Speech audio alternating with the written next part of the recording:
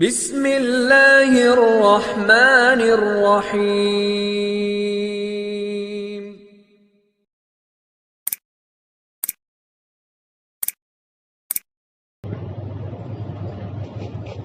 بسم الله الرحمن الرحيم.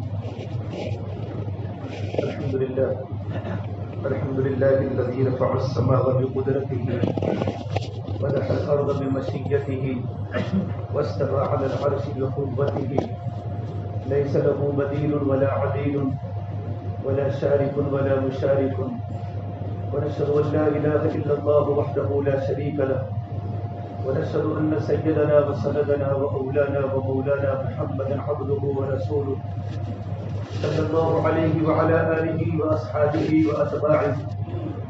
أما بعد فأعوذ بالله من الشيطان الرجيم. بسم الله الرحمن الرحيم. إنما المؤمنون الذين إذا ذكر الله وجلت قلوبهم وإذا تليت عليهم آياته زادتهم إيمانا وعلى ربهم يتوكلون الذين يقيمون الصلاة ومما رزقناهم ينفقون أولئك هم المؤمنون حقا لهم درجات عند ربهم ومغفرة ورزق كريم. وقال النبي صلى الله تبارك وتعالى عليه وسلم المؤمنون هينون لينون كالجبل الآلف إن قيل إن قال وإن أنيك على صخرة استناخ. رواه مسلم او كما قال النبی صلی اللہ تبارک و تعالی علیہ وسلم. میرے محترم میرے بھائیو، اللہ کی بات کو اللہ کی دین کی بات کو دھیان کے ساتھ سننا یہ بہت بڑی عبادت ہے. ہم اللہ کی دین کی بات کو اس طریقے پر سنیں جس طرح صحابہ نے حضور کی باتوں کو سنا. آپ صلی اللہ تبارک و تعالیٰ علیہ وسلم کی خدمت میں صحابہ کرام بڑے باادب بیٹھتے تھے. کوئی ٹیک لگا کر نہیں بیٹھتا تھا، بیچ میں جگہ نہیں ہوتی تھی. روایات میں لکھا ہے اس طریقے پر مل مل کے بیٹھتے تھے کہ اگر اوپر چادر ڈال دی جاتی تو چادر میں جھوڑ نہیں پڑتی تھی. کبھی گھر میں بچوں کو بٹھا کے چادر ڈال کے دیکھنا، یا تو کوئی بیٹھے گا نہیں. یہ صحابہ کرام کی بیٹھنے کی ترتیب کتابوں میں لکھی ہے. بیٹھنے کے اندر بھی ادب ہے، سننے کے اندر بھی ادب ہے. اس لیے اللہ والوں کی صحبت سے آدمی مضبوط بنتا ہے. صحبت کا دین. جن لوگوں کو بزرگوں سے تعلق ہے ان کی صحبتوں میں جاتے ہیں، ان کے بیٹھنے کا طریقہ بڑا باادب ہوتا ہے. الدین کلہ ادب. دین سارا کا سارا ادب ہے. دین ادب سے ملتا ہے، بے ادبوں کو دین نہیں ملتا. دین کے لیے ادب بھی ہے، دین کے لیے طلب بھی ہے. کہ طالبین کو دین ملے گا اور ادب کرنے والوں کو دین ملے گا. کہ بے طلبوں کو دین نہیں ملتا. اس اللہ کے دین کی بات کو مستغنی ہو کے نہ سنے، محتاج بن کے سنے کہ میں قدم قدم پر اللہ کا محتاج ہوں، اللہ کے دین کا محتاج ہوں. ہمیں قدم قدم پر آپ صلی اللہ تبارک و تعالیٰ علیہ وسلم کی سنتوں کا محتاج ہو. صحابہ ہمیشہ اس طریقے پر بات سنتے تھے کہ بات کو سننے کے بعد مجھے عمل کرنا ہے. اسے عمل کی نیتوں کے ساتھ بات سنیں. صحابہ کی صفت تھی. صحابہ فرماتے تھے بایعنا علی یدی رسول اللہ صلی اللہ علیہ وسلم علی السمع والطاعہ. کہ ہم نے تو آپ صلی اللہ تبارک و تعالیٰ علیہ وسلم کے ہاتھوں پر اس بات پر بیعت کی تھی یا رسول اللہ ہم تو آپ کی باتوں کو سنیں گے اور آپ کی باتوں کو مانیں گے. ہمارا سننا اطاعت کے ساتھ ہو، معصیت کے ساتھ نہ ہو. ایک ہوتا ہے سننا اطاعت کے ساتھ، ایک ہوتا ہے سننا گنہگاری کے ساتھ، معصیت کے ساتھ. کہ معصیت کے ساتھ سننا یہ عمل ہے منافقین کا. سمعنا وعصینا. کہ منافقین حضور کی مجلس میں بیٹھتے تھے، بلکہ منافقین حضور کے ساتھ اللہ کے راستے میں جہاد میں جاتے تھے، لیکن دل میں اللہ کے نبی کا بغض پک رہا تھا. اسلام کے بارے میں دشمنی ان کے دلوں میں بڑھ رہی تھی. صحابہ کا ایمان بڑھتا تھا اور ان کا بغض بڑھتا تھا. صحابہ کا ایمان بڑھتا تھا. صحابہ فرماتے تھے فزادتہم ایمانا، کہ اللہ تبارک و تعالیٰ کی باتیں سن کر اور اللہ کے نبی کی باتیں سن کر ہمارے دلوں میں ایمان کا اضافہ ہوتا تھا. اور منافقین یوں کہتے تھے ما وعدنا اللہ ورسولہ الا غرورا، اللہ کی بات بھی دھوکہ ہے، نبی کی بات بھی دھوکہ ہے۔ یہ سننا ہوا نافرمانی کے ساتھ، سمعنا وعصینا، اور صحابہ سنتے تھے سمعنا واطعنا، کہ بات کو سننا بھی اطاعت کے ساتھ۔ قرآن کریم کی ساری وحی اور قرآن کریم کا سارا علم اطاعت کے لیے ہے، اور شریعت اطاعت کے لیے ہے کہ زندگی اطاعت پر آوے۔ اس سے ہمارے یہاں ماحول کا دین نہیں ہے، حکم کا دین ہے کہ دنیا میں کیسے بھی حالات ہوئے تو ہم حالات کو دیکھ کر حالات کا تاثر نہیں لیں گے، بلکہ حالات میں حکم کا دین دیکھیں گے۔ کہ حالات تو نبیوں پر بھی آتے ہیں، صحابہ پر بھی تھے، حضور کی موجودگی میں سارے یہودی حضور کو ستاتے تھے۔ اللہ کے نبی کو زہر کھلانے کی زینب نے کوشش کی، یہودی عورت تھی، 2 صحابی اسی وقت حضور کے سامنے جان توڑ دی۔ جبرائیل نے آ کر کہا یا رسول اللہ، اس زینب نے گوشت کے اندر زہر ملایا ہے، آپ نہ کھائیں۔ اللہ کے نبی پر بھی حالات تھے، تو حالات میں حکم کو دیکھنا ہے کہ اس وقت اللہ کا حکم کیا ہے، اللہ کے رسول کا حکم کیا ہے۔ ماحول کے تابع نہیں ہے، ہم تو حکم کے تابع ہیں۔ ہماری زندگی حکم والی بنے، ہماری زندگی ماحول والی نہ بنے کہ حکم پر چلنے والے کامیاب ہیں، حالات میں چلنے والے حالات سے متاثر ہو کر اللہ سے بھی بدگمان ہو جائیں گے کہ اللہ کی مدد کیوں نہیں آتی، کہ حالات کا تاثر لیا، ہم حق پر ہیں، ہم نے کلمہ لا الہ الا اللہ ہم نے پڑھا ہے، ہمارے دلوں میں اللہ کی محبت ہے، اللہ کے رسول کی محبت ہے، تب بھی اللہ کی مدد ہمارے ساتھ کیوں نہیں ہے کہ لوگ اللہ سے بدگمان ہو جائیں گے۔ کہ حالات جو آتے ہیں ایمان والوں کو اللہ آزماتا ہے، ایمان والا حالات میں اس کا دل کا رجوع کس کی طرف ہوتا ہے، اور اللہ تعالیٰ فرماتے ہیں احسب الناس ان یترکوا ان یقولوا آمنا، کیا یہ لوگ گمان یوں کرتے ہیں دنیا والے کہ ہم نے کلمہ لا الہ الا اللہ پڑھا اور ہمارے دلوں میں کلمہ جا چکا ہے تو کیا ہماری آزمائش نہیں ہوگی؟ سب سے زیادہ اللہ نبیوں پر حالات لاتے ہیں، نبیوں کا بخار ہمارے مقابلے میں زیادہ ہوتا ہے۔ اللہ کے نبی کو بخار آیا، صحابہ گئے تو حضور کی چادر دیکھا کہ اللہ کے نبی کی چادر بہت گرم ہے بخار کی وجہ سے۔ آپ نے کہا یا رسول اللہ، آپ کو تو تیز بخار ہے کہ آپ کی پوری چادر گرم ہے، آپ نے کہا اجر بھی تو زیادہ ہے، اتنا بخار زیادہ ہوگا، اتنا اجر زیادہ ہوگا۔ پھر آپ نے کہا اشد الناس بلاء الانبیاء، سب سے زیادہ بڑی آزمائش اللہ نبیوں پر ڈالتا ہے، نبیوں کی ایمان کو دیکھ کر۔ آدمی کا جتنا ایمان زیادہ ہوگا، آدمی کے دل میں اتنی آزمائش آئے گی، جتنا علم ہوگا اتنا اس کے دل میں اللہ کا ڈر آئے گا، علم سے خشیت آتی ہے، ایمان سے آزمائش آتی ہے۔ اللہ کے نبی صلی اللہ تبارک و تعالیٰ علیہ وسلم بیٹھے ہیں اور آپ کے چہرے کا رنگ بدلا ہوا ہے، اور کعب بن عجرہ ہے یا رسول اللہ بی ابی انت و امی، میرے ماں باپ آپ پر قربان، تغیر لونک، میں دیکھ رہا ہوں کہ آپ کے چہرے کا رنگ بدل چکا ہے، کیا وجہ ہے؟ تو آپ نے کہا کعب یہ چوتھا دن ہے، تیسرا دن ہے، تیرے نبی کے پیٹ میں ایک روٹی کا لقمہ داخل نہیں ہوا۔ پھر کہا کعب تو یہ جب جملہ کہا تو کعب وہاں سے نکل گئے اور یہودی کے باغ میں جا کر وہاں مزدوری کی تاکہ اللہ کے نبی صلی اللہ تبارک و تعالیٰ علیہ وسلم کے بھوک کو میں ختم کروں کسی بھی طرح، اور مزدوری کر کے کچھ کھجور لے کر اللہ کے نبی کی خدمت میں یا رسول اللہ اپنی بھوک کو کھجور سے ختم کرے۔ تو آپ نے کہا کعب تو مجھ سے محبت کرتا ہے؟ کہ نعم یا رسول اللہ، میں آپ سے محبت کرتا ہوں۔ تو کہا آزمائش کے لیے تیار ہو جا، کہ جو مجھ سے محبت کرتا ہے اس پر ایسی آزمائش آتی ہے جیسے پانی اوپر سے نیچے ڈھلان کی طرف آتا ہے، کتنا تیزی کے ساتھ پانی اگر اوپر سے نیچے گرا جائے تو کتنا تیزی کے ساتھ پانی نیچے کی طرف آتا ہے، ڈھلان کی طرف آتا ہے۔ جو کلمہ لا الہ الا اللہ جتنا دل میں اترے گا اتنی اللہ کی طرف سے آزمائش آئے گی۔ یہ اللہ تبارک و تعالیٰ کی طرف سے وعدہ ہے، اللہ آزماتا ہے، حالات آتے ہیں۔ حالات کیوں آتے ہیں؟ حالات انسانوں کو ہلاک کرنے نہیں آتے، حالات آتے ہیں تربیت کے لیے، مدد آتی ہے تسلی کے لیے، کہ بندوں پر حالات آتے ہیں تاکہ تربیت ہوئے، ہمارا دل کا رخ اللہ کی طرف ہوئے کہ مدد اللہ ہی کریں گے۔ اور اللہ نے قرآن میں کہا ہے ڈرنے کی ضرورت نہیں ہے، لا تخافوا ولا تحزنوا وانتم الاعلون ان کنتم مؤمنین، کس سے ڈرتے ہو تم؟ گھبراتے ہو؟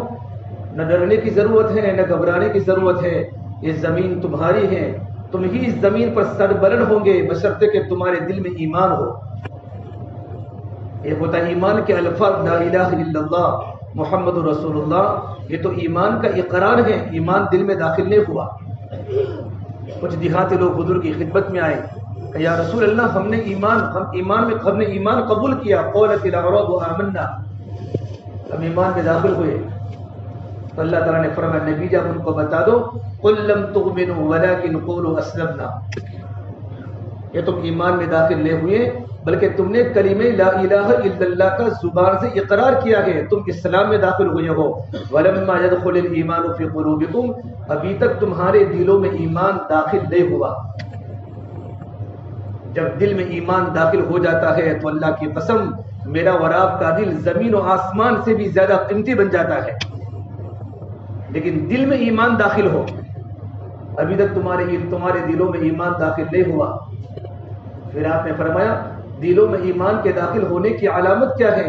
کہ دلوں میں ایمان کے داخل ہونے کی علامت یہ ہے وَإِن تُطِيعُوا اللَّهَ وَرَسُولَهُ، کہ تمہاری زندگیاں اللہ کے حکموں کے تابع ہو جائے، اللہ کے رسول کے طریقوں کے تابع ہو جائے. لا الہ الا اللہ محمد رسول اللہ صلی اللہ علیہ وسلم، اس کلمے کے مطابق ہماری زندگیاں سیلنڈر ہو جائے اللہ کے حکموں کے سامنے، یہ اللہ کے نبی کے طریقوں کے سامنے. یقین مانو دل میں ایمان داخل ہو چکا ہے.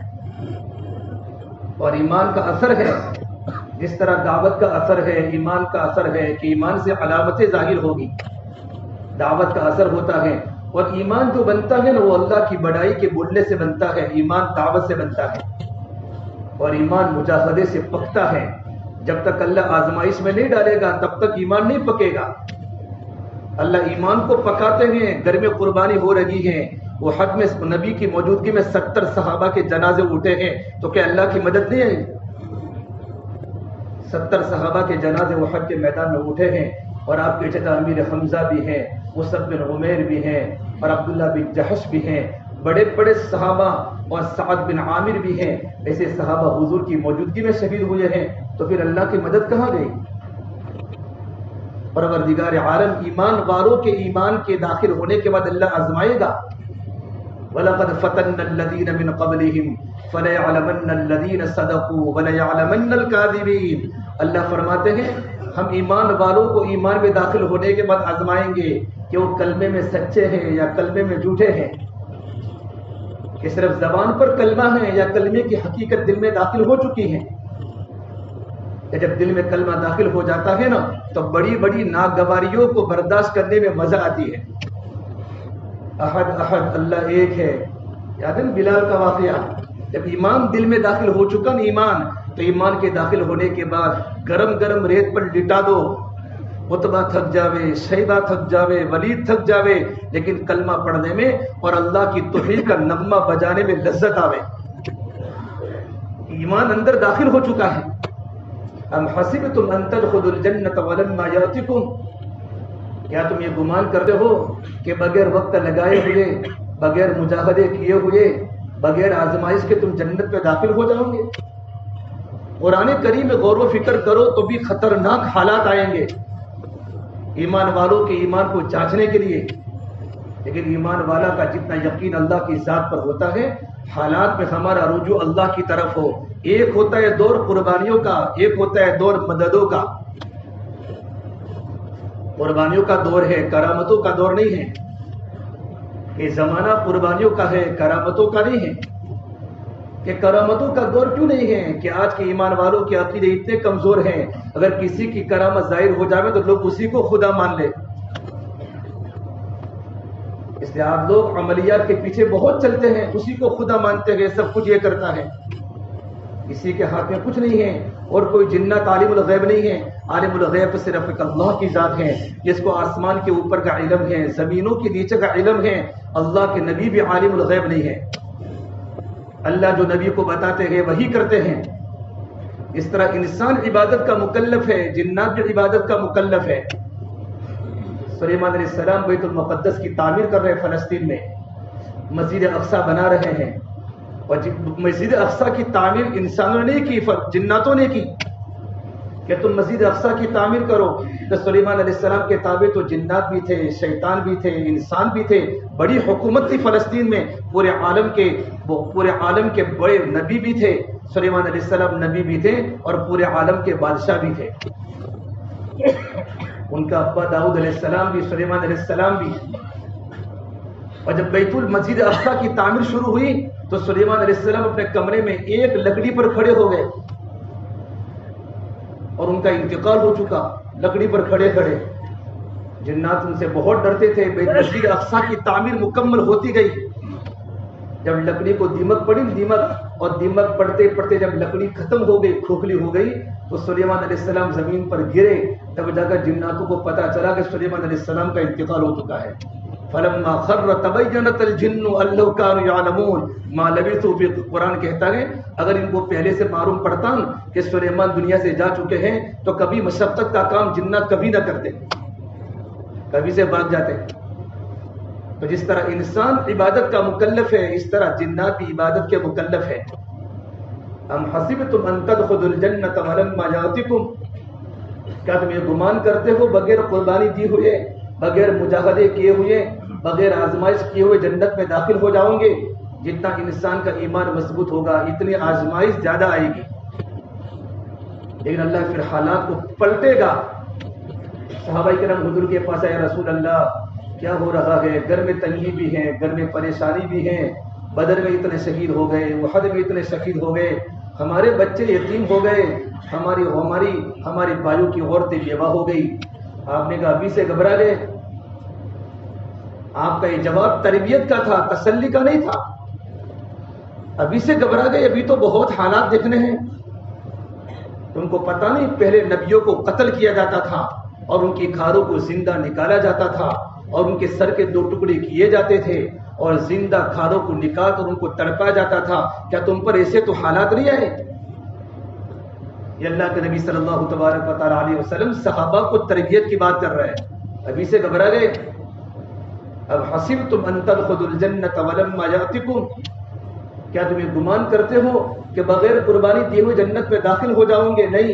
مثل الذین خلوا من قبلکم مستهم البأساء والضراء وزلزلوا.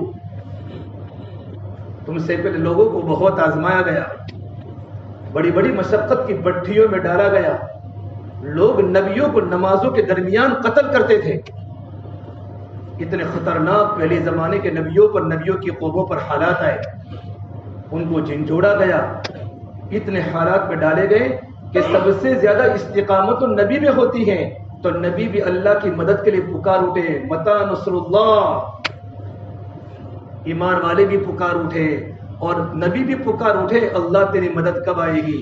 تو اللہ پاک نے جواب دیا ابھی تو برداشت کرو، الا ان نصر اللہ قریب. ابھی تمہارا ایمان مضبوط کرو، اللہ کی مدد قریب ہے. جب اللہ کی مدد آتی ہے تو اللہ مخالفین کو ہدایت دیتے ہیں اور ضدیوں کو اللہ ہلاک کرتے ہیں. لیکن اللہ ہماری محنت کو دیکھتے ہیں کہ ہمارا ایمان کی حالت کیا ہے. اللہ کے نبی صلی اللہ تبارک و تعالی علیہ وسلم صحابہ کرام کے ایمان کو جانچتے تھے، صحابہ کے ایمان کو پرکھتے تھے. فجر کے بعد مسجد سے نکلے تو حارثہ بن نعمان کی ملاقات. ایک روایت میں حارث بن مالک ہے. حارث کیف اصبحت، صبح کس حالت میں کی؟ اصبحت مؤمنا یا رسول اللہ. کہ اللہ کے نبی صلی اللہ تبارک و تعالی علیہ وسلم ہم نے تو ایمان کی حالت میں صبح کی ہے. تو آپ نے کہا دیکھو ہر چیز کی کوئی نہ کوئی حقیقت ہوتی ہے. تمہارے ایمان کی حقیقت کیا ہے؟ تمہارے ایمان کی نشانی، تمہارے ایمان کا سرٹیفکیٹ، تمہارے ایمان کی دلیل کیا ہے؟ تو ان صحابی نے کہا اے اللہ کے نبی صلی اللہ علیہ وسلم میرے ایمان کی بننے کی علامت یہ ہے ازمعت نہاری اسحرت لیالی، کہ میں دین میں پیاسا رہتا ہوں اور پوری رات اللہ کے سامنے بیدار رہتا ہوں. وَكَأَنِّي أَنظُرُ عَرْشَ رَبِّي حِينَ يُجَاءُ بِهِ. میرے ایمان کا لیول اتنا ہے کہ میں اللہ کے عرش کو زمین پر بیٹھے بیٹھے دیکھ رہا ہوں کہ اللہ کے عرش کو لایا جا رہا ہے. میرے ایمان کی سطح اتنی ہے. وَكَأَنِّي أَهْلُ الْجَنَّةِ يَتَزَاوَرُونَ فِيهَا. ہمیں جنت الفردوس بھی دیکھ رہا ہوں، جنت عدن بھی دیکھ رہا ہوں، جنت ماوا بھی دیکھ رہا ہوں، اور جنتیوں کی آپس کی ملاقات اور ان کے معانقے میں زمین پر بیٹھے بیٹھے دیکھ رہا ہوں. یہ میرے ایمان کا لیول ہے. پھر کہا اور علامت بتاؤ کہ یا رسول اللہ کأنی اسمع قباب اہل النار، اور میں جہنمیوں کی چیخ و پکار کو زمین پر بیٹھے بیٹھے سن رہا ہوں. حارثہ بن نعمان کی ایمان کی علامت بتائی، ایمان کا لیول. تو آپ نے کہا حارثہ مؤمن نبر قلبہ، حارثہ تم تو ایسے مومن ہو کہ تمہارا دل تو ایمان کے نور سے منور ہو چکا ہے، آپ کی دل کی رگ رگ میں ایمان آ چکا ہے. پھر کہا حارثہ فاستقم، وفی روایت البخاری فلزم، حارثہ ایمان پر ہمیشہ جم کے رہنا. کیونکہ ہمارے کام میں استقامت ضروری ہے. استقامت اس سے ضروری ہے کہ اللہ نے دنیا کو حالات کی جگہ بنائی ہے. استقامت کے بغیر انسان دنیا حالات کی جگہ گئے، حالات کو دیکھ کر آدمی کی استقامت چھوٹ جاتی ہے. اس اللہ نے قرآن میں نبی کو بھی کہا فاستقم کما امرت ومن تاب معك ای ومن آمن معك، نبی جی آپ بھی کام میں استقامت کے ساتھ چلیے اور آپ کے صحابہ کو مومنین کو بھی کام میں استقامت کے ساتھ چلائیے. استقامت ہمارے کام میں مطلوب ہے. لگے رہنا کیسے بھی حالات ہو، کام میں لگے رہنا، کام میں جمے رہنا. انفرادی اعتبار سے ہماری زندگی سنت پر ٹکی ہوئی ہو اور اجتماعی اعتبار سے ہماری زندگی نصرت والی بنے. ہماری اجتماعی زندگی نصرت والی، بولو اجتماعی زندگی نصرت والی اور انفرادی زندگی سنت والی. ہماری زندگی انفرادی سنت پر ٹکے اور ہماری اجتماعی زندگی نصرت والی ہو کہ ہم اللہ کے دین کے مددگار بنے. یا ایھا الذین آمنوا کونوا انصار اللہ، اللہ تبارک و تعالیٰ اپنے بندوں کو قرآن کریم میں ترغیب دے رہے ہیں، اے میرے بندو تم اللہ کے دین کے مددگار بن جاؤ. تم اللہ کے دین کی مدد کرو گے، اللہ تمہاری مدد کرے گا. اللہ کے دین کے مددگار بن جاؤ. اللہ کے نبی صلی اللہ تبارک و تعالیٰ علیہ وسلم نے صحابہ کے سامنے کلام اللہ کی آیت پڑھی فَمَن يُرِدِ اللَّهُ أَن يَهْدِيَهُ يَشْرَحْ صَدْرَهُ لِلْإِسْلَامِ، پروردگار عالم جس کو ہدایت دینے کا ارادہ فرماتے ہیں اللہ اس کے سینے کو اسلام کے لیے کھول دیتے ہیں کہ اس کا سینہ اسلام کے لیے کھل جاتا ہے. تو صحابہ نے پوچھا اللہ کے نبی صلی اللہ تبارک و تعالیٰ علیہ وسلم جب ایمان کا نور جب دل میں داخل ہو جاتا ہے تو اس کی علامت کیا ہے؟ اس قرآن کریم کی ماتحت کی تفسیر میں علماء نے لکھا ہے کہ میرے نبی نے فرمایا جب ایمان کا نور دل میں داخل ہو جاتا ہے تو علامتیں ظاہر ہوتی ہیں. بھوک لگتی ہے تو بھوک کھانے کا تقاضا کرتا ہے کہ بھوک لگی ہے تو بھوک کھانے کا تقاضا کرے گا. ایمان بنتا ہے تو ایمان تقاضے کرتا ہے کہ ایمان کی علامت کیا کہ جب ایمان جب دل میں رچ اور بچ جاتا ہے تو دنیا کی محبت دلوں سے نکل جاتی ہے. تو التجافى عن دار الغرور والانابۃ الى دار الخلود، ہمیشہ رہنے والا گھر فکر آخرت غالب ہو جاتی ہے اور دنیا کی فکر دلوں سے نکل جاتی ہے.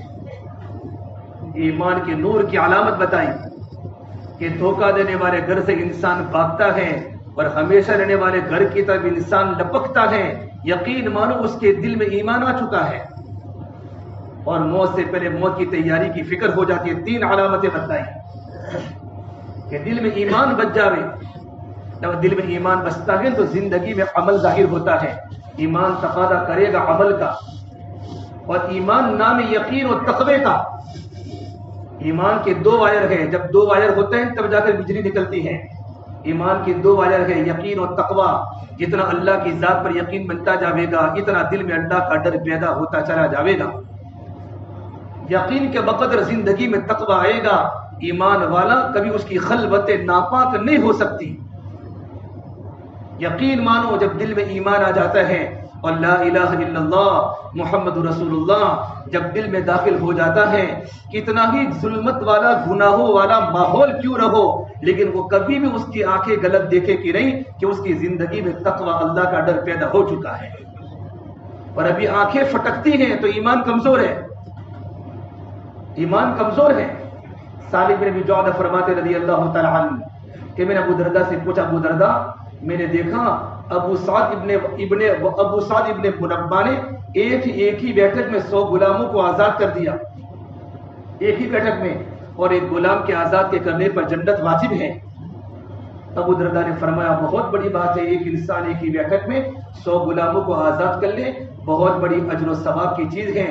لیکن میں اس سے بھی بہت بڑے عمل کی بات بتاؤں، وہ ایمان جو انسان کے دلوں میں رچ اور بس جاوے، رات و دن اس کے دل میں ایمان چمکتا رہے. اللہ محبب الینا الایمان، یا اللہ میرے دل میں محبوب ایمان کو بنا دے. یہ اللہ کے نبی کی دعا ہے، اللہ ایمان کو محبوب میرے دل میں بنا دے. وزینہ فی قلوبنا، میرے دل کا ڈیکوریشن، میرے دل کی زینت ایمان بنا دے. اللہ کے نبی صلی اللہ تبارک و تعالی علیہ وسلم پروردگار عالم سے ایمان کی دعائیں کر رہا ہے. اللہ میرے محبوب چیز ایمان بنا دے، دکان نہیں، ایمان میرا محبوب بنا دے. وہ ایمان جو ایمانی تقاضوں پر چلاوے.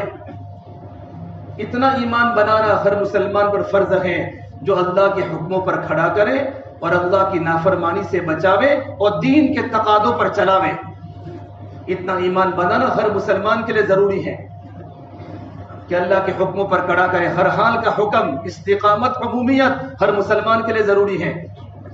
ہر حال میں خدا کا حکم پورا کرے. ہر حال میں ایک انسان بیٹھا چھاپی سے میرے ساتھ بس میں اور نندا سے راجا عصر کی نماز کا وقت ہو چکا، تو کہا میں احمدآباد آ رہا ہوں، لیکن اتر گیا. کہا کیوں اتر گیا؟ کہ عصر کی نماز جماعت سے آج تک نہیں چھوٹی، تو میں نماز پڑھوں گا، نماز پڑھ کے پھر دوسری بس پکڑوں گا. ہر حال میں خدا کے حکم کو پورا کرنا، یہ استقامت. استقامت، عمومیت ہمارے کام کی شانیں ہیں. کہ اللہ میرے دل میں ایمان کو محبوب بنا دے، میرے دل کی زینت ایمان بنا دے، اور میرے دل میں نفرت گناہ بنا دے. وَكَرِّهْ إِلَيْنَا الْكُفْرَ وَالْفُسُوقَ وَالْعِصْيَانَ، خلوتوں کے گناہ میرے دل میں نفرت پیدا کرے. میرا دل پاک ہو جائے، میری نظریں پاک ہو جائے، میرا دیکھنا، میرا بولنا، میرا پورا وجود اللہ کی نافرمانی سے بچ کر میرا بدن کے سارے بدن کے اعضاء جوارے اللہ کے حکموں کے سامنے تابع ہو جائے. یہ اندر کا ایمان ہے، یہ اندر کا ایمان ہے. جب اندر کا ایمان جب دل میں آ جاتا ہے نا تو انسان اللہ کی نافرمانی سے بچتا ہے اور انسان عمل پر کھڑا ہوتا ہے.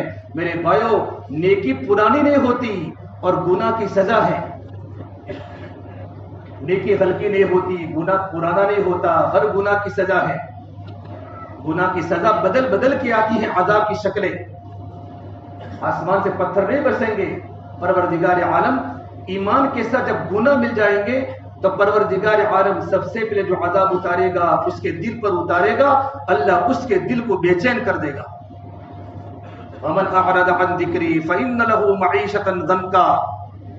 جب آدمی کی زندگی اللہ کی اطاعت سے ہٹتی ہے اور اللہ کے نبی کے طریقوں سے ہٹتی ہے، منمانی، حیوانی، خواہشات والی زندگی پر اور ماحول سے دیکھ کر متاثر ہو کر انسان ماحول کے دین پر چلتا ہے، اللہ اس کی زندگی کو تنگ بنا لیتا ہے. زندگیاں تنگ بن جاتی ہیں. جب زندگیاں تنگ بن جاتی ہیں تو سنگ مرمر کے مکان بھی کانٹے دار صحرا بن جاتے ہیں اور گھروں میں چیخوں کی آوازیں شروع ہو جاتی ہیں. سب کچھ ہوتے ہوئے بھی دل بالکل جنگل کی طرح ویران ہو جاتا ہے کہ اللہ نے دلوں کی زمین کو تنگ کر دیا. وَنَحْشُرُهُ يَوْمَ الْقِيَامَةِ أَعْمَى. یہ دل کا عذاب ہے کہ دل تنگ ہو گئے. بچے اچھے نہیں لگتے، بیوی اچھی نہیں لگتی کہ دل تنگ ہو گیا. کاروبار پر جی نہیں لگتا کہ دل گناہوں کی بنیاد پر دل تنگ ہو گیا. اللہ نے دلوں پر عذاب ڈالا ہے کہ دل میں بے چینی پیدا کر دی. راحت کے اسباب الگ ہے، راحت الگ ہے. ہمارے گھر میں راحت کے اسباب بہت ہے، راحت نہیں ہے. ایئر کنڈیشن سے جسم تو ٹھنڈا ہوگا، دل ٹھنڈا نہیں ہوگا. دل ٹھنڈا نہیں ہوگا کہ دل کو ٹھنڈا کرنے والی چیز الگ ہے.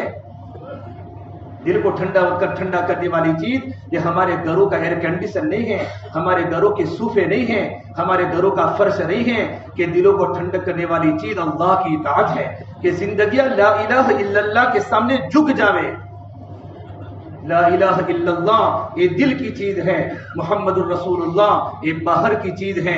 لا الہ الا اللہ یہ ظاہر ہو نہیں سکتا. محمد الرسول اللہ یہ چھپ نہیں سکتا.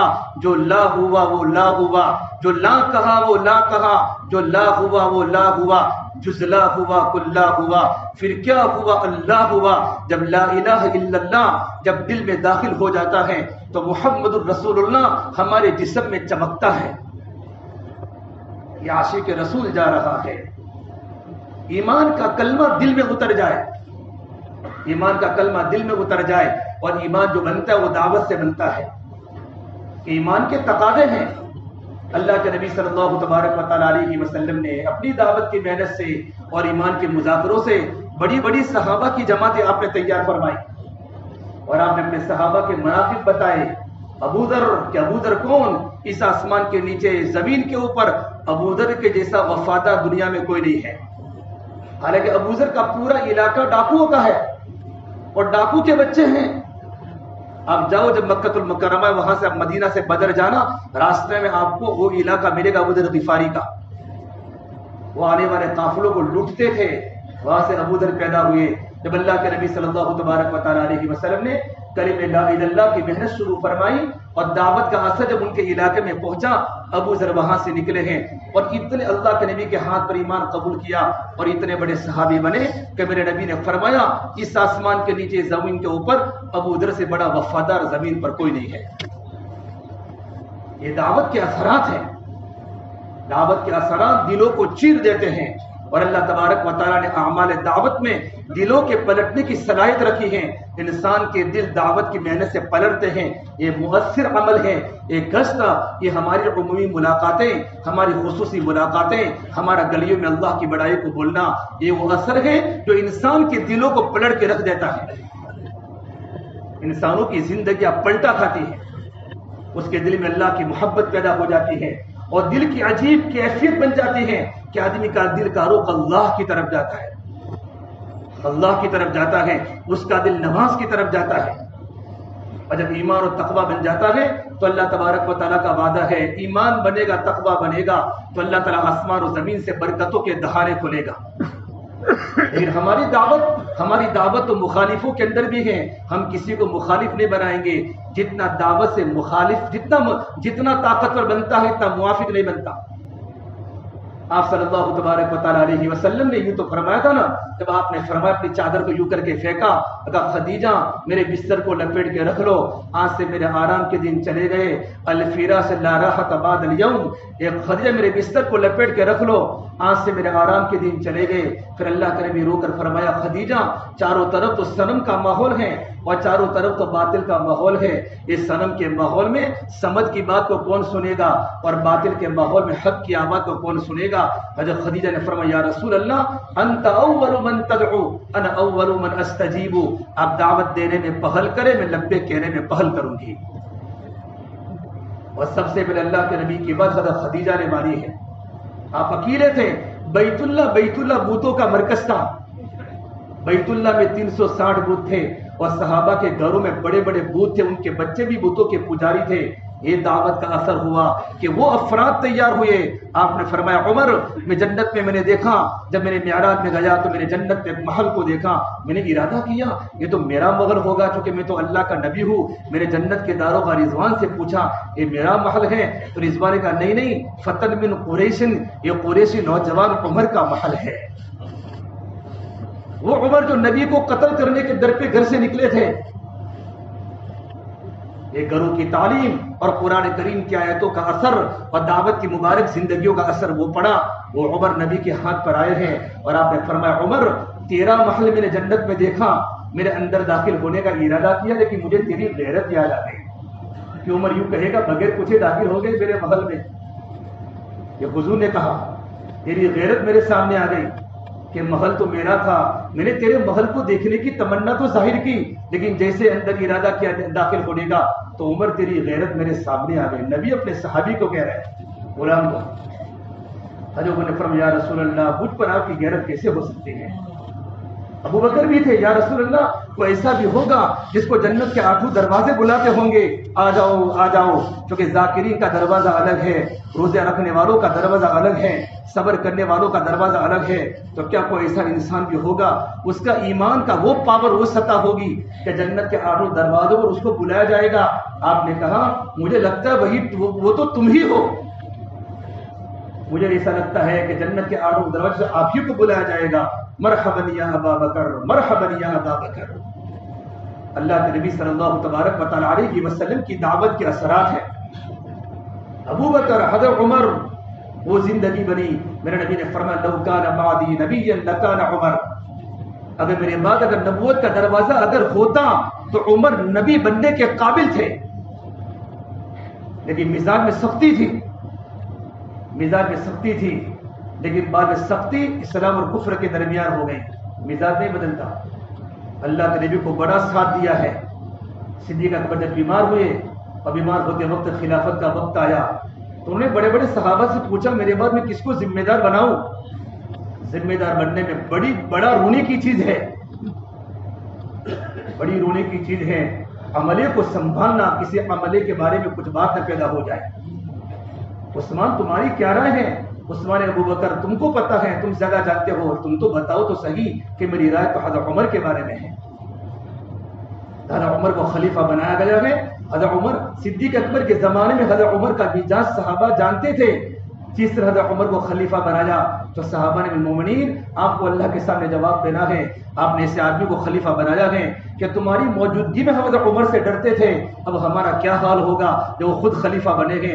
فرمایا تم مجھے ڈراتے ہو، تم مجھے اللہ سے ڈراتے ہو، میں نے سب سے زیادہ اللہ سے ڈرنے والے بندے کو میں نے خلیفہ بنایا ہے، اور میں نے عمر کے سامنے بات کر دی ہے فَسَيَعْلَمُ الَّذِينَ ظَلَمُوا أَيَّ مُنْقَلَبٍ يَنْقَلِبُونَ۔ یہ عمر اگر خبردار رہنا، زندگی میں تقوی کے ساتھ رہنا، اگر کچھ آگے پیچھے ہوا تو اللہ کے سامنے جواب دینا ہے۔ علماء نے لکھا ہے یہ آیت گنہگاروں کے بارے میں نازل نہیں ہوئی، یہ آیت تو علماء کے بارے میں، دعوت کے کام کرنے والے ذمہ داروں کے بارے میں نازل ہوئی ہے۔ کل قیامت کے میدان میں انسان کو پتہ چلے گا کہ ظالم کون سی کروٹ پر اپنی کروٹ کو بدلتا ہے۔ فَسَيَعْلَمُ الَّذِينَ ظَلَمُوا أَيَّ مُنْقَلَبٍ يَنْقَلِبُونَ۔ جب عمر خلیفہ بنے ہیں نا تو صحابہ نے اپنے گھروں کے دروازے بند کر لیے، اپنے گھروں کے دروازے بند کر لیے ہیں۔ حضرت عمر کی عدالت، حضرت عمر کی خلافت عدل تھی، لیکن وہ کام کیا ہے، اتنا کام کیا ہے کہ جنگلوں کے جو قرآن کے حلقے زندہ کیے، راحتوں کے بھی دروازے کھولے، ہدایتوں کے بھی دروازے کھولے، بڑی بڑی مسجدیں بنائی، بڑی بڑی سڑکیں بنائی، 600 تو مسجدیں بنائی اور 200 جامع مسجد بنائی، کوفہ شہر بسایا، بصرہ شہر بسایا، بڑے بڑے شہر بنائے، بڑی بڑی مسجدیں بنائی، اور جنگلوں میں قرآن کریم کے پڑھنے کی آوازیں آتی تھی۔ حضرت عمر مدینہ منورہ میں ہے اور ایک مصری دوڑتا دوڑتا بالمومنین آپ انصاف سے کام لیجئے، میں مصر سے دوڑتا دوڑتا آیا ہوں اور میرے ساتھ ظلم ہوا ہے، بولو عمر تمہارے سامنے حاضر ہیں کہ کیا ہوا؟ کہ عمر بن عاص مصر کے گورنر ہیں، ان کا لڑکا محمد، ہم دونوں نے دوڑنے میں مسابقہ کیا تو میں آگے نکل گیا تو عمر نے مجھے مارا ہے، ان کے بیٹے نے۔ حضرت عمر نے فوراً خط لکھا، مصر کے گورنر ہے عمر بن عاص، جلدی سے اپنے بیٹے کو لے کر مدینہ پہنچو۔ جب مدینہ منورہ پہنچے عمر بن عاص اپنے بیٹے کو لے کر، حضرت عمر نے فرمایا مصری کہاں ہے شکایت کرنے والا کہ میں کھڑا ہوں المومنین کہ ان کے بچے کو ان کے ابا کے سامنے مارو، اس کی چمڑی ادھیڑ دو جتنا تم کو مارا ہے۔ حضرت انس بن مالک فرماتے ہیں ہم دیکھ رہے تھے وہ مصری حضرت عمر بن عاص کے گورنر کا بیٹا ہے اور گورنر کے بیٹے کو مار رہا ہے، جو مار مار کے تھک گئے۔ فرمایا امیر المومنین نے فرمایا حضرت عمر بن عاص کو بھی مارو۔ فرمایا میں ان کو کیسے ماروں، یہ تو مصر کے گورنر ہیں اور مجھے انہوں نے کچھ نہیں کہا۔ فرمایا کمینوں کی اولاد ہے۔ پھر کہا عمر ان کی ماں نے تو ان کو آزاد جانا تھا، تم نے کب سے ان کو غلام بنایا ہے، تم نے کب سے ان کو غلام بنایا ہے۔ عمر اپنے بیٹوں کی تربیت کرو۔ حضرت عمر کا زمانہ عدل کا زمانہ تھا۔ حضرت عمر کو پتا چلا کہ فیروز دہلوی رضی اللہ تعالیٰ عنہ اب تو اتنے بڑے بن گئے ہیں گورنری کے اندر کہ اب تو میدے کے آٹے کے ساتھ شہد بھی کھاتے ہیں۔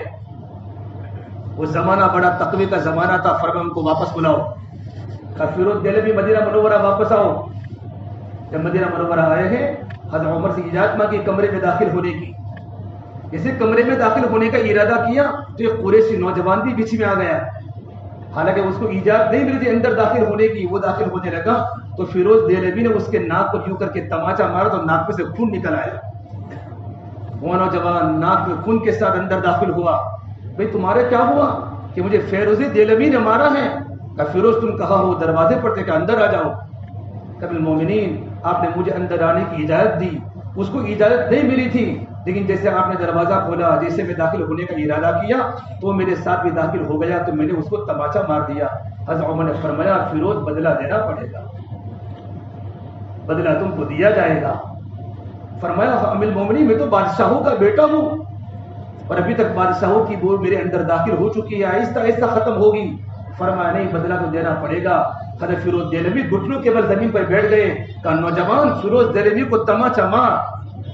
پھر حضرت عمر فیروز دہلوی کا مقام جان کر فرمایا تجھے پتا ہے ایک مطلب اللہ کے نبی صلی اللہ تبارک و تعالیٰ علیہ وسلم کے زمانے میں اسود عنسی جسے نبوت کا جھوٹا دعویٰ کیا تھا اور فیروز دہلوی نے اس کو قتل کیا تھا، فجر کی اذان ہو رہی تھی، آپ نے فرمایا تھا اللہ کے نیک بندے اور بزرگ بندے فیروز دہلوی نے اسود عنسی کو قتل کر دیا۔ حضور کا ارشاد فیروز دہلوی کے بارے میں یہ تھا اللہ کے نیک بندے کیا تم اللہ کے نبی کی بات کو سن کر پھر سے تم بدلہ لو گے؟ یہ حضرت عمر کی عدالت ہے، ساتھیوں کو کام بتا رہے کام کیسے کرنا ہے۔ نہیں اب تو میں نہیں کر سکتا۔ فیروز دہلوی رو پڑے کہ المومنین اگر اس نے مجھے نہیں مارا تو کل قیامت کے دن اللہ کے سامنے مجھے اللہ معاف کرے گا۔ ایمان اور تقوی کا اثر ہوتا ہے کہ دل اللہ کی طرف متوجہ ہوتا ہے، دل میں اللہ کا ڈر ہے کہ میں نے کسی کے حق کو مارا ہے تو مجھے اللہ کے سامنے جواب دینا پڑے گا۔ حضرت عمر کی زندگی بڑی سادہ تھی۔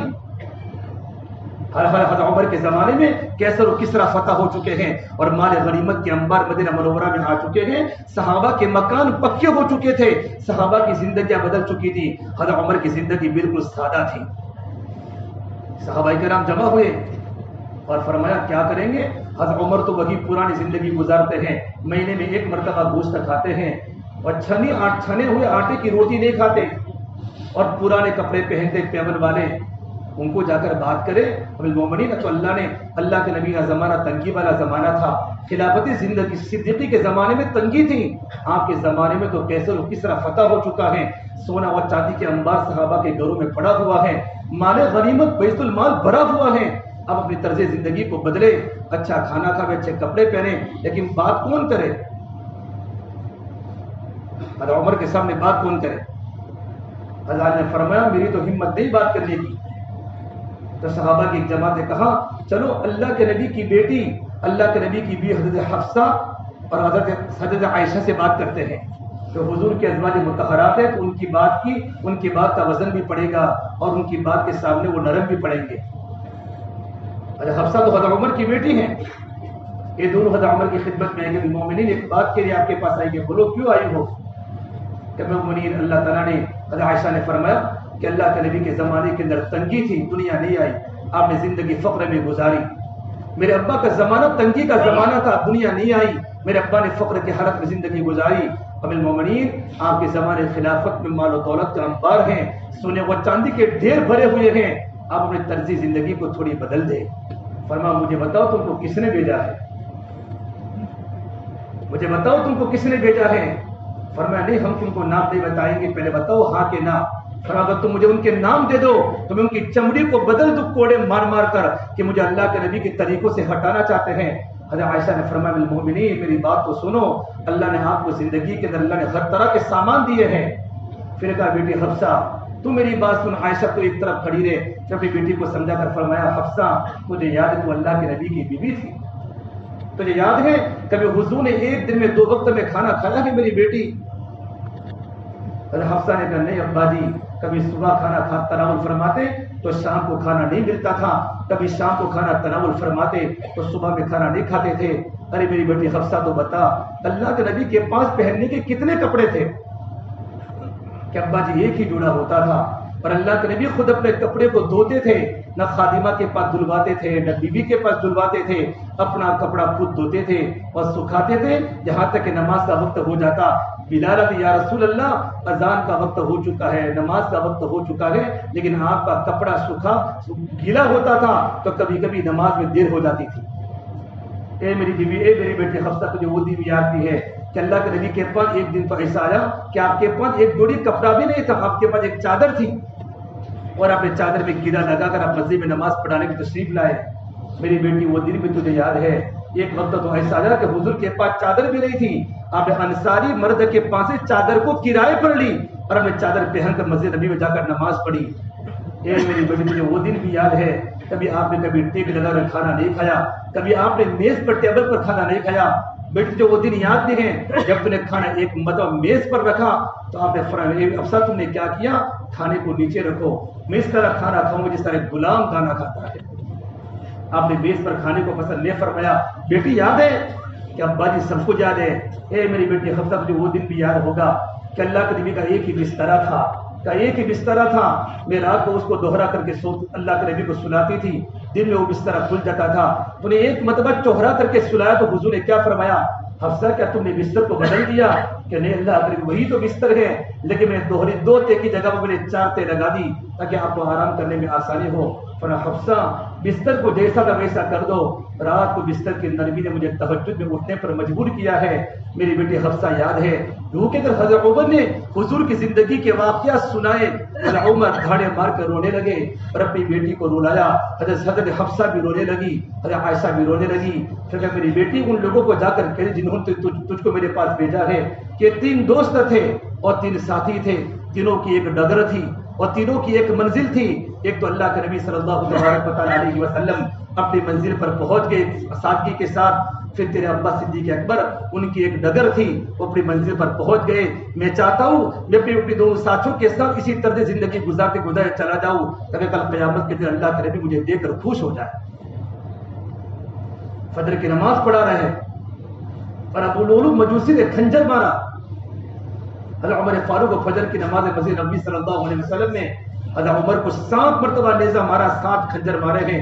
اندھیرا تھا مسجد نبوی میں، پورا صحابہ کا مجمع مسجد میں بھرا ہوا تھا، کسی کو پتہ نہیں چلا۔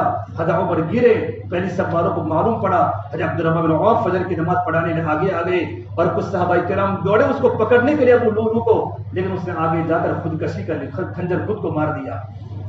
حضرت عمر کو گھر پر لایا گیا اور ان کو دودھ پلایا گیا، وہ سارا کا سارا دودھ آنتوں سے باہر نکل گیا۔ پھر کہا میرا بیٹا عبداللہ کہا ہے کہ عبداللہ حضرت عائشہ کو جا کر کہہ دو میرے ابا کا آخری وقت ہے، ابی المومنین مت کہنا عمر کہنا کہ میرا ابا عمر کا آخری وقت ہے۔ اور عمر اپنے دونوں ساتھیوں کے ساتھ قبر میں سونے کا ارادہ کرتا ہے۔ عبداللہ بن عمر رضی اللہ تعالیٰ عنہما حضرت عائشہ کے پاس گئے، ایک حضرت عائشہ اپنے حجرے شریفہ میں کمرے میں دوپٹہ سر پر رکھ کر بیٹھی بیٹھی رو رہی تھی۔ کہا عائشہ السلام علیکم، میرے ابا نے آپ کو سلام کہا ہے، میرے ابا کے دنیا سے جانے کا وقت ہے، اور میرے ابا نے کہا ہے کہ عائشہ کو بتا رہا اگر تمہاری اجازت ہو تو میں تمہارے ابا صدیق اکبر اور اللہ کے نبی کے قدموں میں سونے کا ارادہ کرتا ہوں۔ حضرت عائشہ نے فرمایا میں نے ارادہ کیا تھا کہ میں اپنی قبر کو وہاں بناؤں گی، لیکن حضرت عمر فرماتے وہ زیادہ حقدار ہے۔ عبداللہ عمر واپس آئے کہ ابا خوشخبری کو تم کو موقع مل گیا وہاں تمہاری قبر کو بنانے کا۔ عبداللہ عمر فرماتے میں وہی کھڑا تھا، حضرت حسن حضرت علی آئے، لیکن حضرت عمر فاروق کے چہرے پر غم ہے، چہرے پر غم کے آثار ہیں۔ کہ مومنین تمہیں تمہارے چہرے پر غم کے آثار کیوں ہے؟ موت کا ڈر ہے؟ کالی موت کا ڈر نہیں ہے، انی لاخاف الموت، مجھے موت کا ڈر نہیں ہے، مجھے موت کے بعد کی زندگی کا ڈر ہے کہ موت کے بعد میری زندگی کا حساب دینا ہے۔ عمر تم نے جوانی کیسے گزاری، تم ذمہ داری کا حق ادا کیسے کیا؟ حضرت عمر کا فرمان تھا اگر دریائے دجلہ پر ایک کتا بھی پیاسا رہے گا تو عمر کو کل قیامت کے دن اللہ کے سامنے جواب دینا پڑے گا۔ زندگی عدل کے ساتھ گزاری ہے، کہ موت سے ڈر نہیں لگتا، موت کے بعد کی زندگی کا ڈر لگتا ہے۔ کہاں تمہیں خوشخبری ہو، میں نے ہزاروں بار اللہ کے نبی کی زبان پر سنا ہے، فرمایا اللہ کے نبی صلی اللہ تبارک و تعالیٰ علیہ وسلم نے کہ ابو بکر اور عمر جنت کے بوڑھوں کے سردار بنوں گے۔ تو کہا کل تم قیامت کے دن میرے بارے میں گواہی دوں گے؟ کہ میں بھی گواہی دوں گا، میرا بیٹا بھی گواہی دے گا۔ انتقال کا وقت تقریباً بیٹے عبداللہ کو بولے عبداللہ میرے سر کو زمین پر رکھ لو، میرے سر کو زمین پر رکھ لو۔ زمین پر مٹی تھی، ان کے بیٹے عبداللہ نے اپنے ابا کے سر کو اپنے پیروں پر رکھا کہ بیٹا تیرا ناس ہو، میرے سر کو زمین پر رکھ لو۔ جیسے کہ سر کو زمین پر رکھا ہے اور اپنے سر کی پیشانی کو زمین پر رگڑ کر فرمایا اور آسمان کی طرف دیکھ کر کہا ویل لک یا عمر ان لم یغفر لک ربک، اے عمر تو برباد ہو گیا اگر تیرے رب نے تجھے معاف نہ کیا۔ عمر تجھے اللہ کے سامنے جواب دینا ہے۔ حضرت عمر کے جملے پر صحابہ کرام کی چیخیں نکل گئی، ویل لک یا عمر ان لم یغفر لک ربک، یہ عمر تو برباد ہو گیا اگر تیرے اللہ نے تجھے معاف نہ کیا۔ پھر حضرت عمر کا انتقال ہوا میرے بھائیو، اور صہیب رومی نے ان کی نماز جنازہ پڑھی ہے۔ حضرت عمر کے انتقال کے بعد جنگلوں میں جناتوں کی رونے کی آوازیں آئی کہ جنگلوں میں جنات رو رہے تھے اور بعض صحابہ کرام کا کھانا پینا بند ہو چکا تھا۔ حضرت عمر کے انتقال کے بعد اللہ تبارک و تعالی حضرت عمر سے کتنے بڑے بڑے کام لیے۔ صحابہ کرام کی راتیں قربان ہو چکی تھی بڑی بڑی جگہ پر، اور جنگلوں میں جناتوں کے رونے کی آوازیں آئی، اور بڑے بڑے شہروں میں قرآن کریم کے حلقے اور دعوت کے حلقے زندہ کیے. یہ کام ہے. اللہ کے نبی صلی اللہ تبارک و تعالی علیہ وسلم نے صحابہ کی صلاحیتوں کی قدر کی نرمی کے ساتھ صحابہ کی جذبات کی قدر دی. آپ عمرۃ القضاء کرنے مدینہ منورہ میں آئے، مدینہ منورہ سے مکہ المکرمہ آئے عمرہ کی قضا کرنے کے لیے. اور خالد بن ولید رضی اللہ تعالی عنہ یہ اللہ کے نبی کے دشمن تھے. ابھی ان پر اسلام ظاہر نہیں ہوا تھا، ابھی زمانے جاہلیت کا حجاب تھا. ان کو معلوم پڑا کہ آپ صلی اللہ تبارک و تعالی علیہ وسلم مکہ المکرمہ عمرہ کی قضا کرنے آ رہے ہیں، تو اللہ کے نبی کا چہرہ دیکھنا نہ پڑے، خالد بن ولید مکہ چھوڑ کے چلے گئے. دل میں کیا عداوت تھی.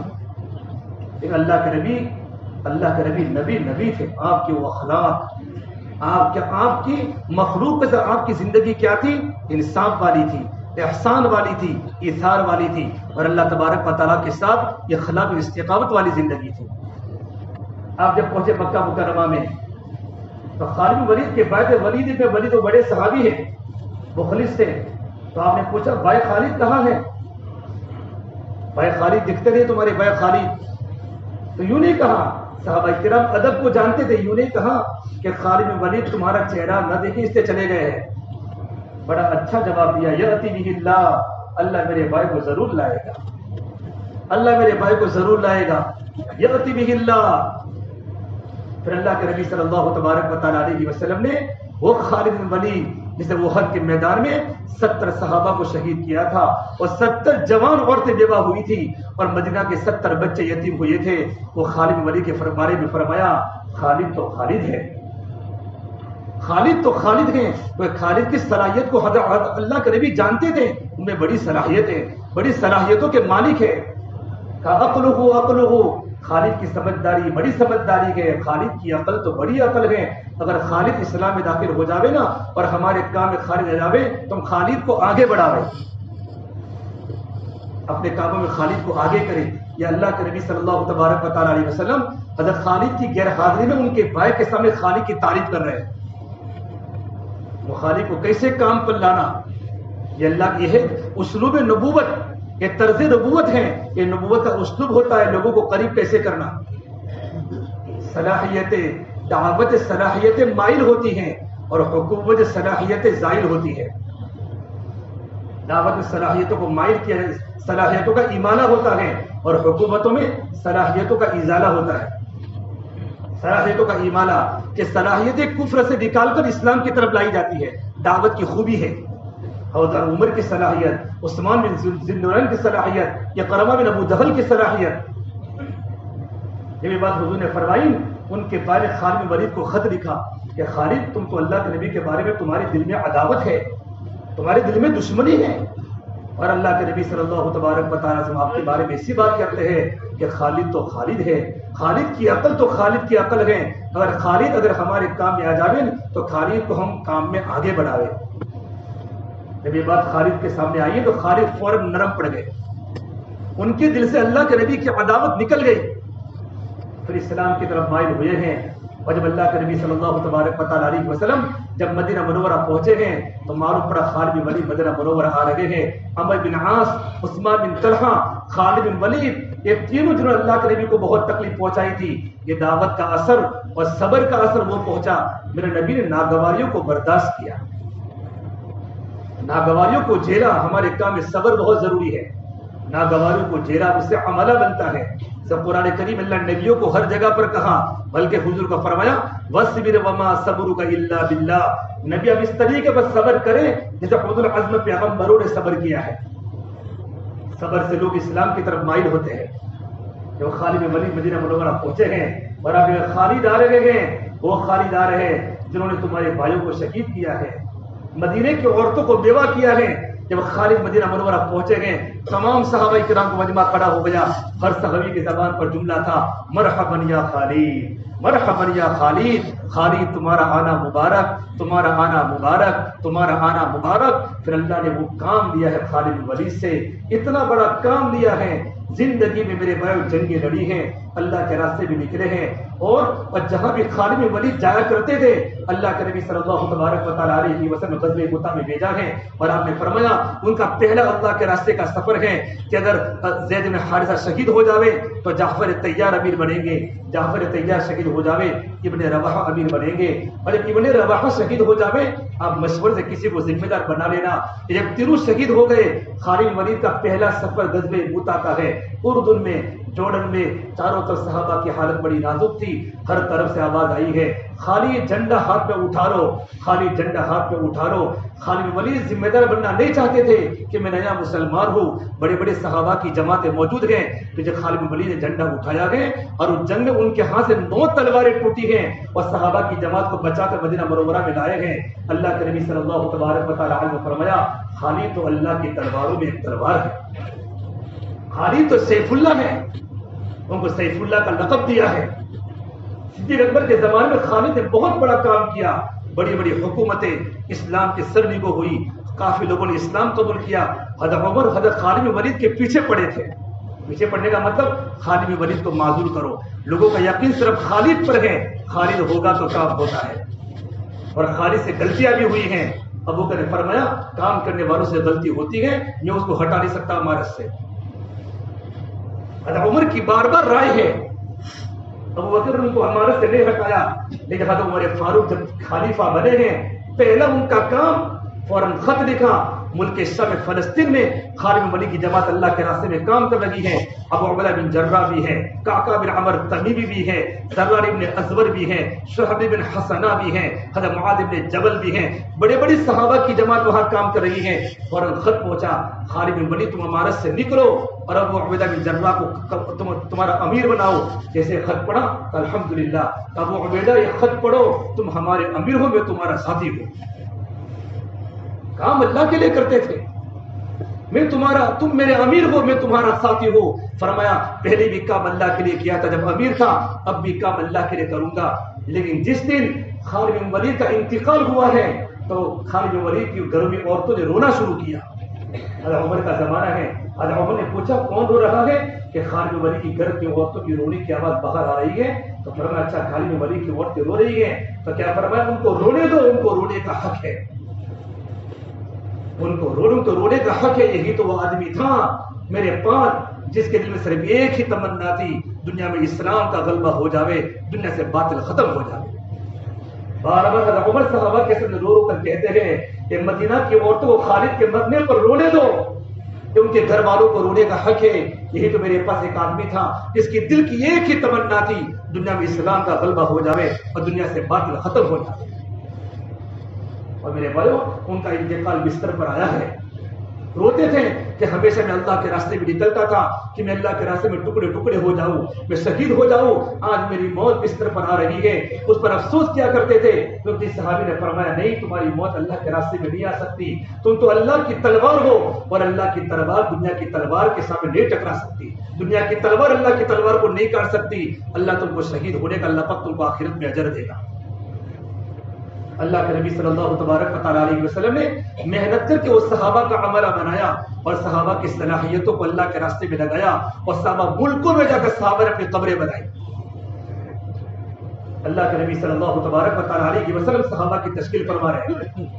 غزوہ بدر کا دن ہے، صحابہ اللہ کے راستے میں جا رہے ہیں، بے چلو بدر میں تو سعد بن خیثمہ دونوں باپ بیٹے آ گئے کہ حضور میں بھی تیار ہوں، بیٹا بھی تیار ہے، باپ بھی تیار ہے، سعد بھی تیار ہے، خیثمہ بھی تیار ہے۔ آپ نے کہا دونوں میں سے ایک رہ جاؤ، گھر پر تمہاری ماں بیمار ہے، اقیم علی نسائی۔ سعد نے کہا میں تیار نہیں ہوں گھر پر رہنے کے لیے۔ صحابہ زیادہ شریعت کو جانتے تھے اور ماں کے حقوق کو جانتے تھے اور بیوی کے حقوق کو جانتے تھے۔ سعد گھر پر رہنے کے لیے تیار نہیں اور خیثمہ گھر پر تیار نہیں ہے۔ آپ نے کہا پورا اندازی کرو، یہ پورا اندازی کی گئی گھر میں رکھنے کے لیے کہ ایک گھر پر رہے گا تو اللہ کے راستے میں بدر میں جائے گا۔ تو بیٹے کا نام آیا کہ بیٹا اللہ کے راستے میں جائے گا۔ تو خیثمہ نے فرمایا بیٹا سعد تو میرا بیٹا ہے، میں نے تجھ کو بڑی محبت سے پالا ہے، اللہ کے راستے میں جانے کا موقع ہے بیٹا مجھے بھیج دے. تو سعد نے کہا نوجوان بیٹا 22 سال کا, ابا جان اگر کوئی اور بات ہوتی تو میں آپ کو ضرور بھیجتا, میں اپنی جوانی اللہ کے راستے میں قربان کرنا چاہتا ہوں. میں اس وقت میں اللہ کے راستے میں شہید ہونے کی تمنا کر چکا ہوں. ابا میں تمہاری بات کو نہیں مان سکتا. اور سعد اللہ کے راستے میں گئے اور اپنی بھرپور جوانی اللہ کے نام پر لٹا دیے. یہ جذبات اللہ کے راستے میں نکلنے تھے. حضرت مقداد بن اسود رضی اللہ تعالیٰ عنہ بالکل موٹے صحابی ہے, اتنے موٹے اتنے معذور کہ ان کو جب پیٹی میں ان کو جب صندوق میں بٹھایا جاتا تھا ان کی پیٹ کی چربی زمین پر لٹکتی تھی. قرآن پاک پڑھ رہے ہیں, وہ اس آیت پر پہنچے انفروا خفافا وثقالا وجاہدوا باموالکم وانفسکم فی سبیل اللہ. نکلو اللہ کے راستے میں, ہلکے ہو یا بوجھل ہو, وسعت والے ہو یا غربت والے ہو, اللہ کے راستے اپنی جان سے اور مال سے مجاہدہ کرو. تمہارا نکلنا بہتر ہے اگر تم اللہ کے راستے کے مددوں کو جانتے ہو. فرمایا ایک قرآن کریم کی آیت میری تشکیل کریے, مجھے اللہ کے راستے میں نکلنا ہے. اتنے موٹاپے کی حالت میں اللہ کے راستے میں مقداد بن اسود رضی اللہ عنہ, صحابہ کرام کے دل میں ایک ہی تمنا تھی, اللہ کا کلمہ دنیا کے اندر غالب ہو جائے. جیسے کہ عمر کے زمانے میں حضرت عمر فاروق بیٹھے ہوئے ہیں اور مکہ کے بڑے بڑے سلاطین بڑے بڑے سردار آئے اسلام میں داخل ہوئے تھے. بعد میں ابو سفیان بن حرب, اقرمہ بن ابی جہل, سہیل بن عمر, یہ مکہ کے بڑے بڑے چودھری تھے, حضرت عمر کی خدمت میں بیٹھے ہوئے تھے. تھوڑی بات چیت ہوئی, اس کے بعد غریب غریب صحابہ آئے, پرانے صحابہ, بلال آئے, عمار آئے, یاسر آئے. تو آپ نے حضرت عمر نے فرمایا عمار آگے آ جاؤ, سردار بلال تم آگے آ جاؤ, سہیب رومی تم آگے آ جاؤ. یوں کر کے ان کو جگہ چپلوں پر ملی. ابو سفیان کو جو مکہ کے چودھری ہے, اقرمہ بن ابی جہل کو, سہیل بن عمر کو, ان کو جگہ جوتوں پر ملی. ابو سفیان نے کہا دیکھو عمر نے ہمارے ساتھ کیسا برتاؤ کیا. سہیل بن عمر بڑے سمجھدار صحابی تھے. سردار جی نے کہا ابو سفیان میں تمہارے چہرے میں ناگواری کو دیکھ رہا ہوں. فرمایا دیکھو دعوت ان کو بھی دی گئی, دعوت ہمیں بھی دی گئی. ان کے بھی تشکیلیں اللہ کے راستے میں ہوئی, ہماری تشکیلیں بھی ایمان کی ہوئی, لیکن انہوں نے دعوت کو قبول کیا. ہماری کرسیوں نے اور ہماری چودراہٹ نے ہم کو دعوت کے قبول کرنے سے روکا. ملامت اپنی ذات کو کرو, حضرت عمر کو ملامت کرنے کی ضرورت نہیں ہے. جب یہ صحابہ کرام کا قافلہ چلا گیا غریب صحابہ کا, تو یہ سارے کے سارے سردار حضرت عمر کی خدمت میں آئے.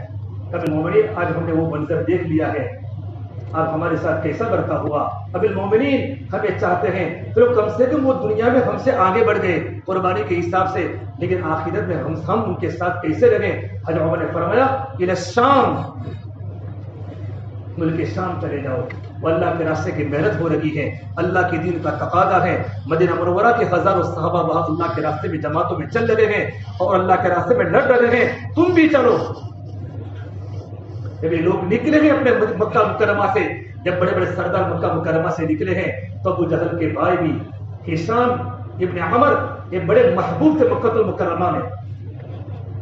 جب وہ نکلے تو پورا مکہ ان کو چھوڑنے کے لیے آیا.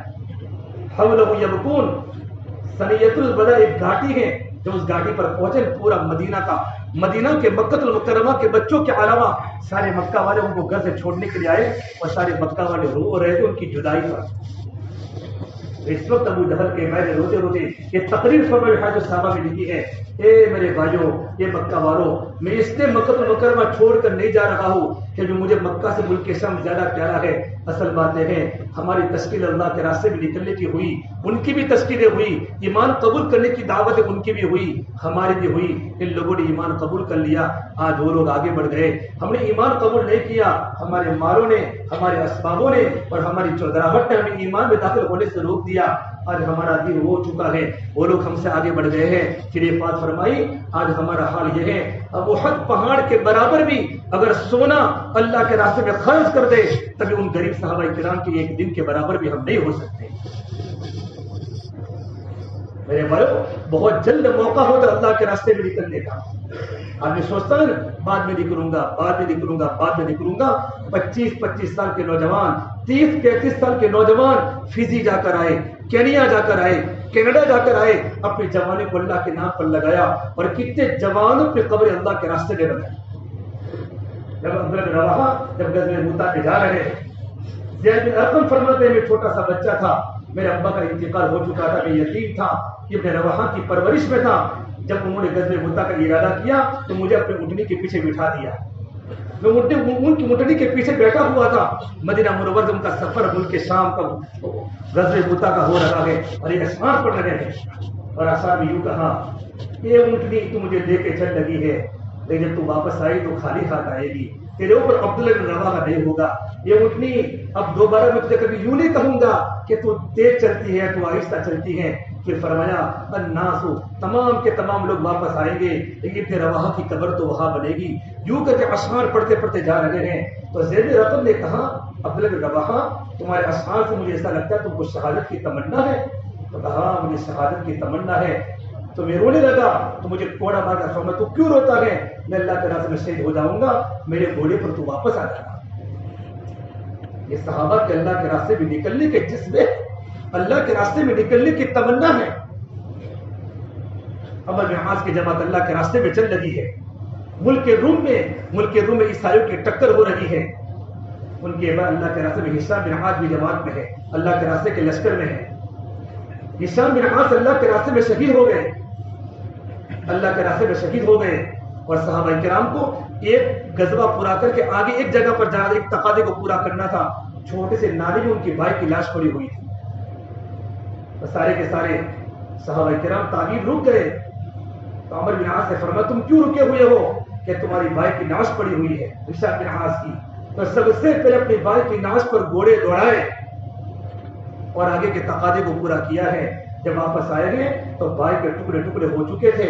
روایات میں لکھا ہے عمرو بن عاص اپنے تھیلے میں اپنے بھائی کے ٹکڑے ڈال رہے تھے اور فرماتے تھے اللہ میرا بھائی کی موت پردیس میں ہوئی ہے، میرا بھائی پردیس میں شہید ہوا ہے، میرے بھائی کے چھوٹے چھوٹے بچے مدینہ منورہ میں ہیں. یہ اللہ میرے بھائی کی تو قربانی کو اللہ کی بارگاہ اپنی بارگاہ میں قبول فرما دے. یہ صحابہ نے اپنی جوانی کو اللہ کے نام پر قربان کیا، اپنے جوانی کو خرچ کیا. اور میرے نبی نے فرمایا میری تمنا ہے کہ میں اللہ کے راستے میں شہید ہو جاؤں، پھر زندہ کیا جاؤں، پھر شہید کیا جاؤں، پھر زندہ کیا جاؤں، پھر شہید کیا جاؤں، پھر زندہ کیا جاؤں. پھر آخری تمنا فرمائی میں اللہ کے راستے میں شہید کیا جاؤں. اللہ کے نبی صلی اللہ تبارک و تعالی علیہ وسلم نے بھی اللہ کے راستے کی شہادت کی تمنا کی ہے. حضرت اللہ صاحب فرمایا کرتے تھے میں امت میں دو باتیں چاہتا ہوں. ایک بات میں چاہتا ہوں ہماری جماعتیں قریہ در قریہ، اقلیم در اقلیم، گاؤں در گاؤں، ملک در ملک ہماری جماعت دیوانہ وار گمرہی ہو، اللہ کے کلمے کو پھیلا رہی ہو. میرے بھائیو یہ زمین اللہ تبارک و تعالیٰ کی ہے.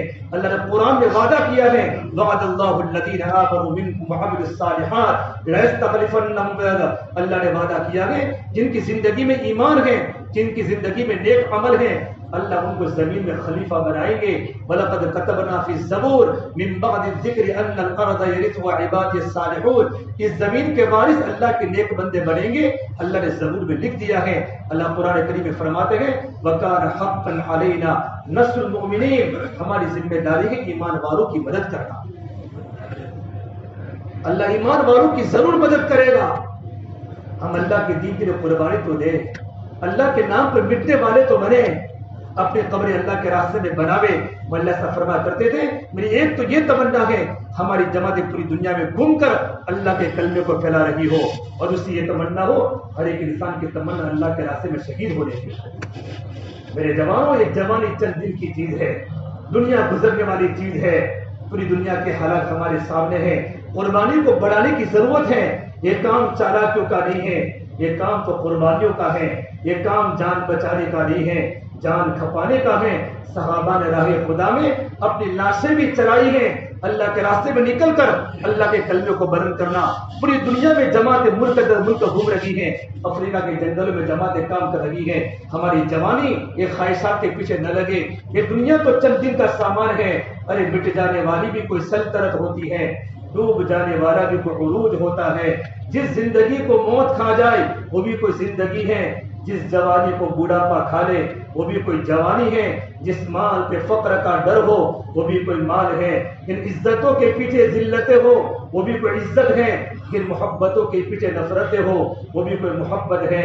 جن گھروں کو اجڑ جانا ہو، جہاں مکڑیوں کے جالے تن جانے ہو، کل بیت وإن طالت سلامتها، بڑے بڑے محل جا کر دیکھو تو صحیح آج وہاں مکڑیوں کے جالے ہیں، کوئی پوچھنے والا نہیں ہے. میرے بھائیو اٹھتی جوانیاں مت دیکھو، اٹھتے جنازے دیکھو، شادی کی بارات مت دیکھو، موت کے ماتم دیکھو. ہم سب کو مرنا ہے. قبر میں جانا ہے، اللہ کے سامنے کھڑا ہونا ہے. ہماری جوانیاں اللہ کے راستے میں چمک رہی ہو، کبھی عرش پر، کبھی فرش پر، کبھی در بدر، کبھی ان کے در. غم عاشقی تیرا شکریہ میں کہاں کہاں سے گزر گیا، کبھی راستوں میں تنہا، کبھی ہو برود صحرا میں جنوں کا ہم سفر ہو، میرا کوئی گھر نہیں ہے.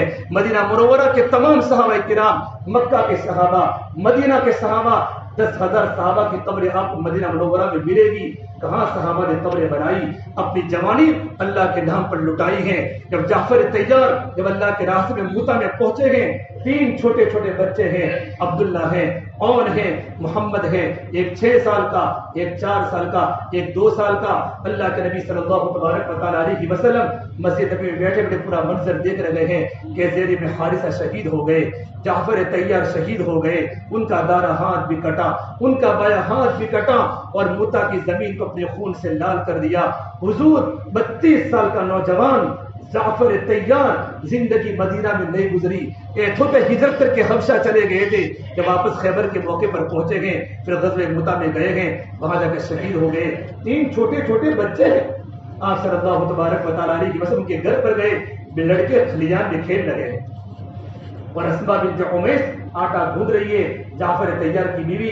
اللہ کے نبی صلی اللہ تبارک و تعالیٰ علیہ وسلم ان بچوں کے سر پر ہاتھ پھیرنے لگے اور میرے نبی کے آنکھوں میں ٹپ ٹپ آنسو گرنے لگے. اسما بنت عمیس نے پوچھا، یا رسول اللہ آپ روتے کیوں ہے؟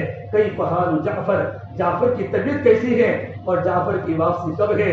تو میرے نبی نے فرمایا، اصبری واحتسبی، یہ اسما صبر کر، اللہ سے اجر کی امید رکھ، تیرا شوہر تو دین کے لیے قربان ہو چکا. میرے بھائیوں، دنیا کے حالات میں ہمیں اللہ کے دین کی قربانی دے کر اللہ کے کلمے کو زندہ کرنا ہے. ایک کتنا بڑا اکثر نوجوانوں کا مجمع ہے. ہماری جوانی اللہ کے راستے میں چمک جائے، پھر دیکھو اللہ ہمیں کیا دے گا. مولانا عمر صاحب پالم پوری فرمایا کرتے تھے، بلند اپنے اخلاق کا کرتا چلا جا، زمانے کے دلوں میں اترتا چلا جا، ادھر زخم پہ زخم کھاتا چلا جا، ادھر سارے عالم پہ چھاتا چلا جا. دنیا تجھ کو یاد کر کر کے روے تو دنیا سے مسکراتا چلا جا. ہماری قربانی کو دیکھ لوگ اپنے آنکھوں سے آنسو بناتے ہو. میرے بھائیوں، کتنے بچے تڑپ تڑپ کے دنیا سے چلے گئے، کتنی عورتیں بیوہ ہو رہی ہیں، جوان جوان قبروں کے حوالے ہو رہے ہیں. وہ حالات ہمارے سامنے ہیں. ہم میرے بھائی مضبوط ہو جاوے، اللہ کے دین کو دنیا میں زندہ کرنا ہے. اللہ کی مدد دنیا میں ضرور آئے گی، یہ اللہ کا وعدہ ہے. انا لننصر رسلنا والذین آمنوا فی الحیات الدنیا. اپنے پیغمبروں کی مدد کریں گے، ایمان والوں کی مدد کریں گے، لیکن ہمارا ایمان بھائیو بھی کمزور ہے. ایمان تو دعوت سے بنے گا، اللہ کے راستے میں نکلنے سے ایمان پھیلے گا.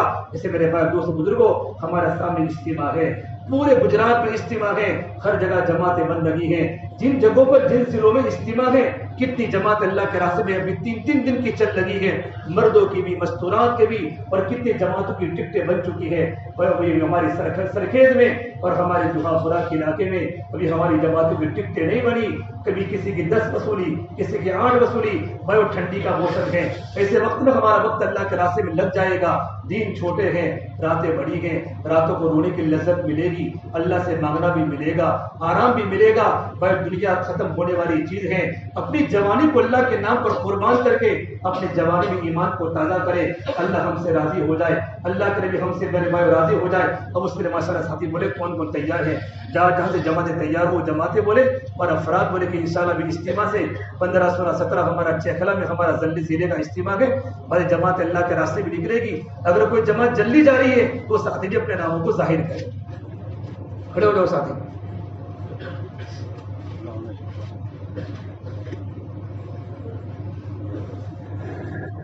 جی تیار کا نام لکھو.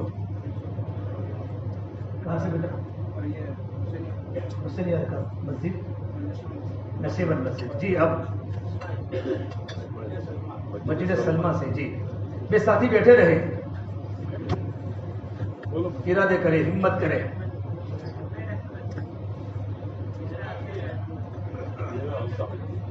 جن حضرات کا بڑے وقت لگ چکا ہے وہ دوبارہ وقت لگا.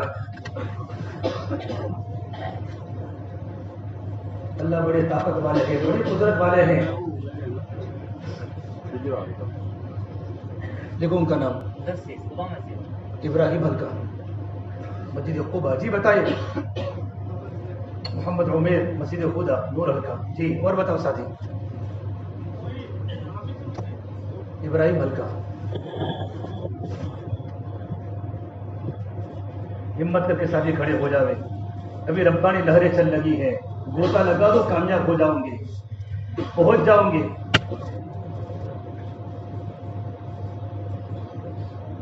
ان کا لکھو بچے.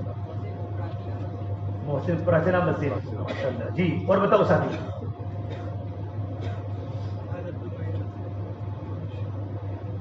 کہاں سے, کون سی مسجد؟ اچھا ابراہیم ہلکا ماشاء اللہ. بھائی اپنے اپنے ہلکے والے ساتھی بھی ان بچوں کے نام بھوکے جوانوں کے. جی اور بتاؤ ساتھی.